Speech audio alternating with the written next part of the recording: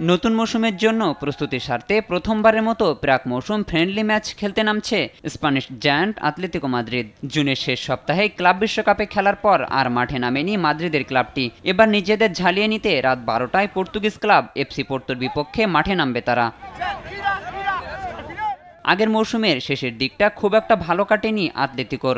সবশেষ ক্লাব বিশ্বকাপেও সেরা ফর্মে ছিল না তারা। সেই পরিস্থিতি সামলে এবার নতুন মিশন দিয়েগো সিমিওনের দলের সামনে।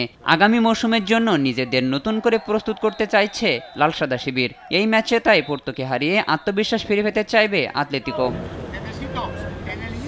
এদিকে রাত 3টায় আটালান্টার মার্সিডিজ বেঞ্জ স্টেডিয়ামে স্বদেশি ক্লাব এভারটনের বিপক্ষে মাঠে নামবে English giant Manchester United. Red ডেভিলদের জন্য গত মৌসুমটা ছিল ভুলে যাওয়ার মতোই। নতুন মৌসুমে তাই নিজেদের স্বরূপে ফেরাতে মরিয়া রুবেন আমোরিম বাহিনী।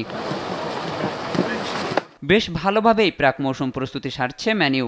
এখন পর্যন্ত 3 ম্যাচে খেলে 1 ড্রয়ের বিপরীতে 2 জয় তুলে নিয়েছে তারা। দলের ফুটবলাররাও ইঙ্গিত দিচ্ছেন নিজেদের সেরা ফর্মে ফেরার, যা চলতি মাসের মাঝামাঝি শুরু হতে যাওয়া ইংলিশ প্রিমিয়ার লিগে বেশ কাজে দেবে ম্যানইউকে।